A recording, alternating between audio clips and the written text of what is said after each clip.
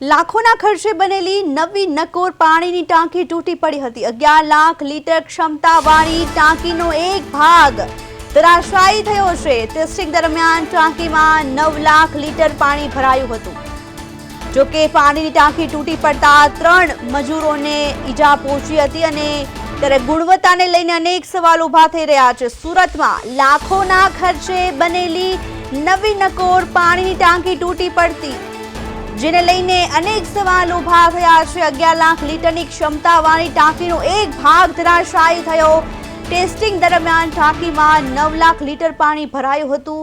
પાણીની ટાંકી તૂટી પડતા 3 મજૂરોની ઈજા થઈ છે। ત્યારે આ ટાંકીના બાંધકામની ગુણવત્તા લઈને અને જવાબદારીને લઈને પણ અનેક સવાલ ઊભા થાય છે। નવી બનાવેલી પાણીની ટાંકી તૂટી પડી છે।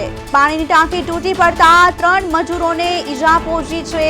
બાંધકામમાં ભ્રષ્ટાચાર થયાની પણ આશંકા વ્યક્ત કરાઈ છે। ટેસ્ટિંગ દરમિયાન ટાંકીમાં 9 લાખ લીટર પાણી ભરાયું હતું અને પાણીની ટાંકી તૂટી પડતા 3 મજૂરોને પણ ઈજા પહોંચી છે। વધુ માહિતી માટે સુરતથી અમારા સંવાદદાતા અરવિંદ રાઠોડ ફોન લાઈનથી જોડાઈ ગયા છે। અરવિંદ, પાણીની ટાંકી તૂટી પડી છે, હજી નવી જ પાણીની ટાંકી છે, શું વધુ માહિતી છે? પ્રિયલ, બિલકુલ જે રીતના દ્રશ્યો સામે આવ્યા છે તે સુરત જિલ્લામાંથી, એટલે કે આ અરેઠમાં ભ્રષ્ટાચારની ટાંકી હોય તેવા દ્રશ્યો જોવા મળી રહ્યા છે। અને જે રીતે અરેઠના તડકેશ્વર ગામે ખાતે લાખો લોકોના ખર્ચે બનેલી આ નવી નકોર પાણીની ટાંકી છે તે જે રીતની ધરાશાય થઈ છે અને 11 લાખ લીટરની ક્ષમતા ધરાવતી ટાંકી છે તે અચાનક તૂટી પડી છે। સાથોસાથ મહત્વની વાત છે કે આમાં 3 જેટલા મજૂરોને પણ ઈજા પહોંચી છે અકસ્માતની ઘટનામાં। એટલે કે ટેસ્ટિંગ માટેની આ ટાંકીમાં 9 લાખ લીટર પાણી ભરવામાં આવ્યું હતું, ત્યાં આ ટાંકી છે તે ભ્રષ્ટાચારની ટાંકી તે પડી ચૂકી છે। જી અરવિંદ, આજે ટાંકી છે એ ક્યારે બનાવવાની શરૂઆત કરવામાં આવી હતી, કાર્યવાહી કરવામાં આવી હતી, ક્યારે બની હતી અને અંદાજે કેટલા ખર્ચે આ ટાંકી ઊભી કરાઈ હતી?